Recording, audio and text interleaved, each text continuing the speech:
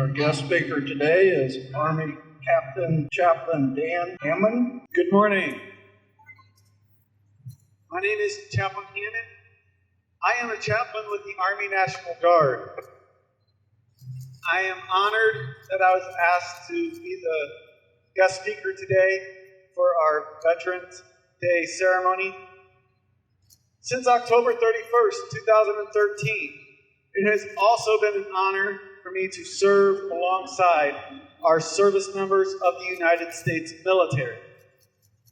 Originating as Armistice Day on November 11, 1919, it was the first anniversary of after the end of World War I. And in 1926, Congress passed a resolution for an annual observance, thus becoming a national holiday and recognized as we know today, Veterans Day. Unlike Memorial Day, Veterans Day pays tribute to all American veterans, alive or deceased. But especially today, we give thanks to the living veterans who have served their country honorably during wartime and peacetime. As an Army chaplain, there are 3 core competencies in which the Chaplain Corps functions. However, these 3 core competencies are not only for the military chaplains, but they are very much a part of the American spirit within our communities. The first competency, nurture the living. It seeks to strengthen and sustain soldiers and family members. You may have a loved one who is currently deployed. It may be your son. It may be your daughter, a husband, a wife, or a grandchild. For those who are deployed, the family who remains home is serving just as much. As a community, we come together to support, encourage, and maybe even provide assistance to those families within our community. Also, if you do know of a service member who is deployed, I highly encourage you, send him or her a letter. Send them a card of encouragement. And most importantly, I ask that you pray for our service members and their families. The second core competency, care for the wounded. Bring hope and strength to those who have been wounded and traumatized in body, mind, and spirit. While service members are deployed, chaplains provide soldiers with the courage and comfort through prayer and a ministry of presence. Our nation has had veterans return home who have stared death in the face on the battlefield, but by the grace of God, He has protected them. Many who return home to their loved ones often return wounded.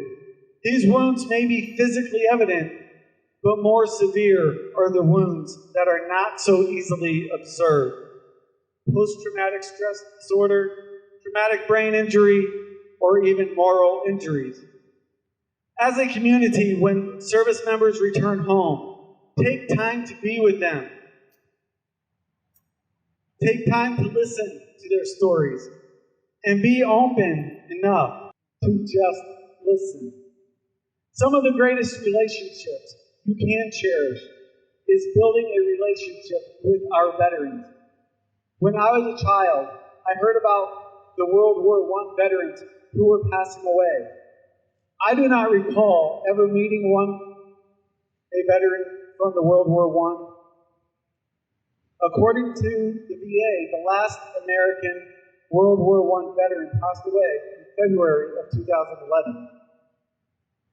Fortunately, I have had the chance to meet and get to know veterans from World War II, Vietnam War, and even those who have been deployed during the War on Terror.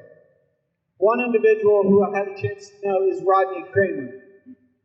Rodney Kramer was a veteran who served in the United States Air Corps during World War II. And in April 2018, he passed away shy of his 100th birthday. Taking the time to listen to his insight, his knowledge, and stories of service during World War II and during his career with the United States Air Force is reflective of the great heroes in whom our community can look up to. Another individual I want to recognize is my own cousin, Jeff Kalina.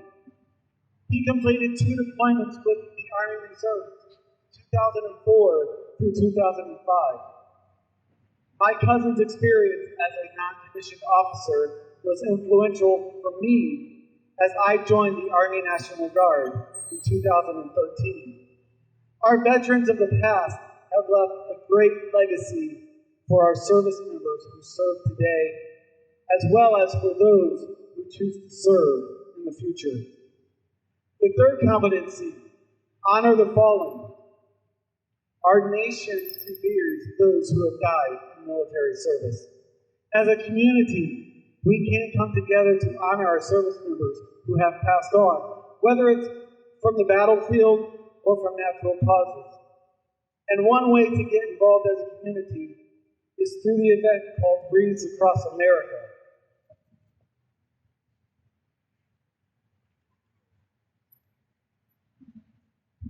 Wreaths Across America takes place during the Christmas season, and I encourage everyone here to get involved with that this Christmas season, which is headed up by the Knox County Career Center Air Force Junior ROTC group.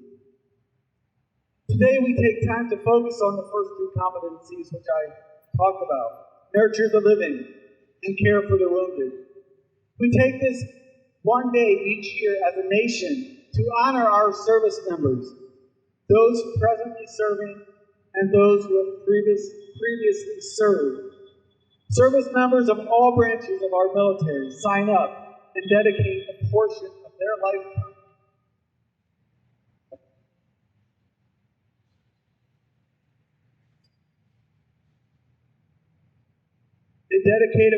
their lifetime to serve in order to continue to secure the freedoms that we enjoy today. I want to close out with this quote from President George Washington. The willingness with which our young people are likely to serve in any war, no matter how justified, shall be directly proportional to how they perceive the veterans of earlier wars were treated and appreciated by their nation. To our community, on behalf of our veterans and service members, I want to thank you for your support. To the family members of veterans and service members here today, I thank you for your service. And to the veterans and current service members, I honor you today, your community honors you today, and I salute you and sincerely thank you for your dedication and service to our nation. God bless the United States of America.